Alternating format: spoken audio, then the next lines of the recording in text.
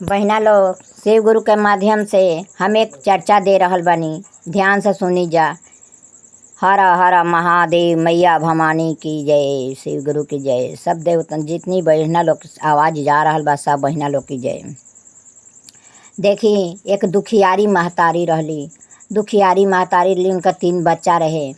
पति उनका के कुछ न जानस। ए बेरा खाली खाए भर घर में आवस, खास पियस। उनका खाए से खाली मतलब रहे और कुछ से मतलब ना रहे कि हमार बेटा खैलन कि ना खैलन, बेटी खैली कि ना खैली, पत्नी हमार खैली कि ना खैली। दुखियारी महतारी बच्चन के छोड़ के अपना मुँह में पड़े ना। का करस कि चौका बर्तन कई के आवस, झाड़ू बहारू कई के आवस, अपना घर में बनावस, अपना बच्चन के खियावस, आपन खून भी बेच बेच के बच्चन के खियावस, पोसस पालस। तो बड़का लइका जौन होशियार रहे तौन लइका देखलस त कहत माई झाड़ू बहारू तो करते बिया, माई हमनी के लिए पढ़ाए लिखाए खातिर ब्लड भी अपन बेच रहल बिया, बेच के हम लोग के जियावतिया। त अपने में बड़ छोटका भैया कहता कि ए भैया, बड़का भाई से, ए भैया देख ना, सब आदमी जा रहल बा, आज सावन के महीना ह, सब गुरु भैया लोग जा रहल बन लोग बाबा धाम। हमरो मन करता, चल ना भैया चलल जाओ बाबा धाम। मन कर रहल बा भैया, चलता तो बड़ा खुशहाल होइत कि काज न शिव गुरु हमने पर दया क देस। त का भइल बा कि इतना कह के भाई पटा गइल, छोट भाई पटा गइल। बड़ भाई कहता कि भैया तब चल, देख त मम्मी के नहीं पैसा धैले बिया। तब पुराना जमाना में कोठिला रहत रहल हा, वो कोठिला पर 5 गो सिक्का रहे, 5 के। लइका लेके निकल गया सा, दोनों भाई निकल गलन लोग। एगो लइका घरे रह गई, बिचला लइका घरे रह गई आ बड़का छोटका निकल गलन लोग। तो कहता कि भैया देखा ना, इस सड़क पर आ गनी जा, सब के नया नया पहन के चलता, हमनी के पुराने पहन के चल जाई बाबा धाम। आए चल हई जा तनी पैसवा दे के आ कुर्ता पैंट ले आई।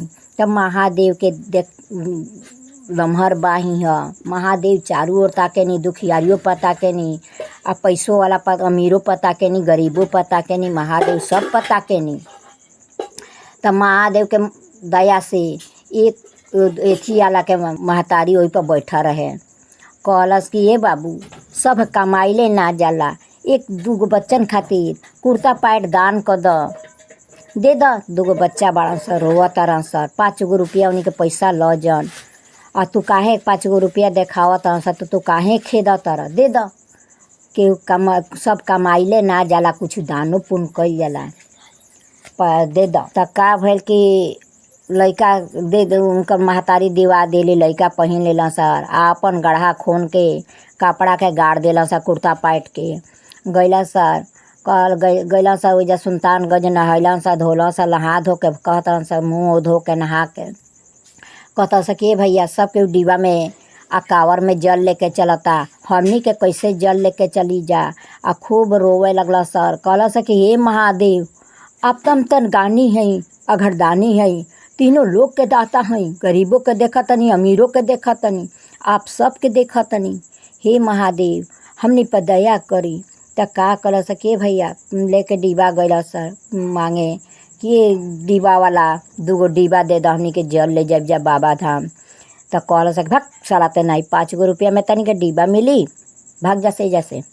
तब चली आई बेचारा, चलेला सर त मुँह धोई के आ मुँह में भर भर मुँह जल लेके लइका कहला सर कि भैया सब के डिब्बा ले जाता, मेटा में ले जाता, हमनी के मुँह में जल लेके चलल जाई।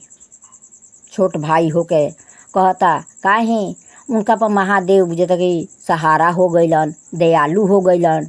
त का करता कि मुँह में जल लेके, मुँह के खूब बढ़िया से धो के आ मुँह में एक कूला जल लेके लइका चल जाता सर बाबा धाम। पैदले जात गइल बा लोग।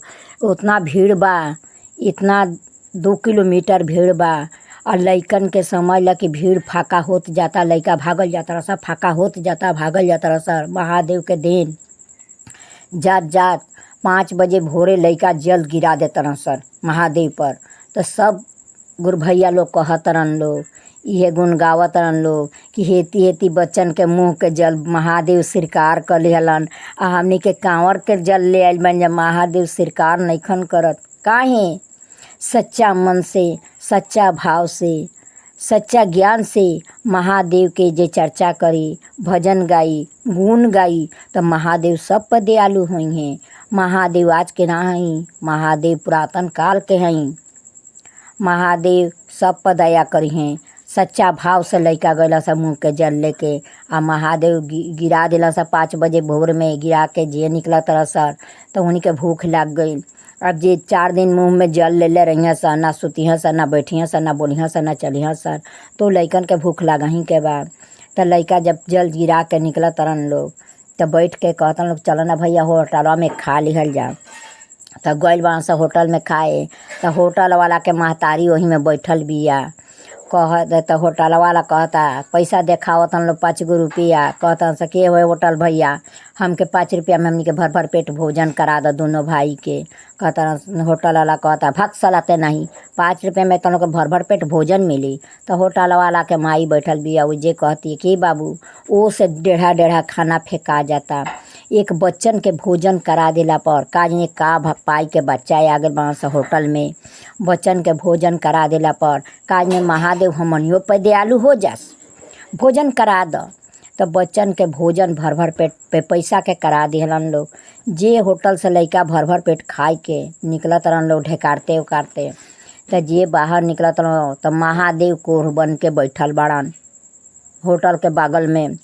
महादेव बैठल बाड़न तो कहतन कि बच्चा कहाँ जइबा लोग, कहाँ से आइल बा लोग, बतावा लोग तो हम पहुँचा दे।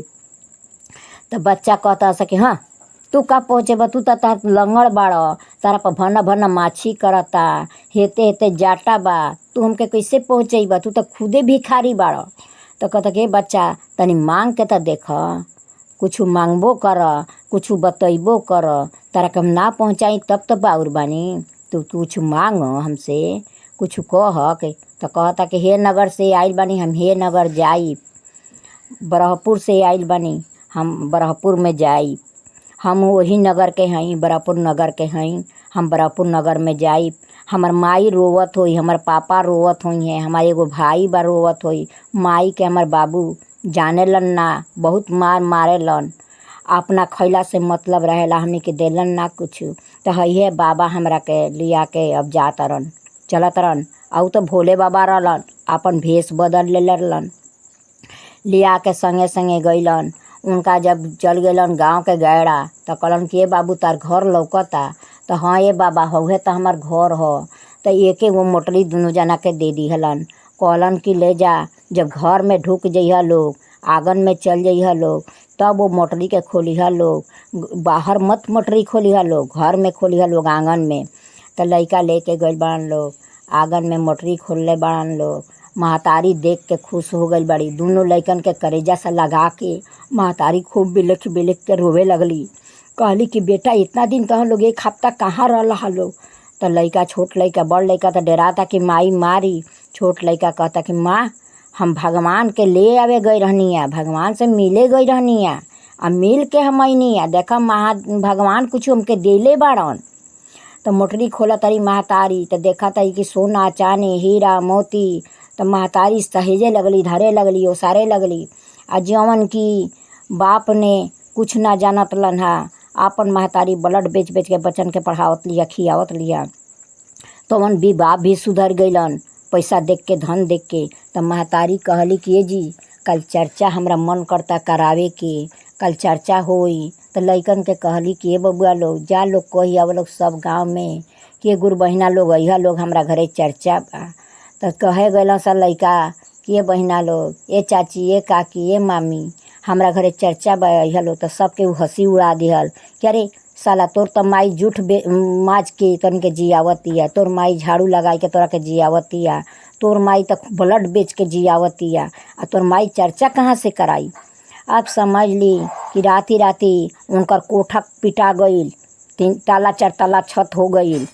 अब हाथी घोड़ा हो गईल, नौकर चाकर हो गईल, उ रानी हो गईली। समझ ली कि उनका रानी हो गईली, एकदम से राजमहल के रानी हो गईली। उनका से अब रह ना गइल चर्चा में। सब गुरु बहिना लोग छाप के अइली लोग, कहली कि चल तनी जे देखे उ भिखरिया के का भिखरिया देले हमनी के आ का करावेले। तो सब भैया लोग बहिना लोग सब टूट के अइलन लोग, चर्चा सुनलन लोग, भजन सुनलन लोग, कीर्तन सुनलन लोग। सब खुशहाल हो गलन कि देखा ई का कैसे राती राती इतना हो गइल, आ कैसे राती राती अमीर हो गइल, ई चोरी के कैले होई। तो कहल कि ना हम चोरी चमारी नहीं कैले, हमके महादेव देले बाड़न, हमारा बच्चन के सहारा से महादेव हमके देले बाड़न। आपन आकाशवाणी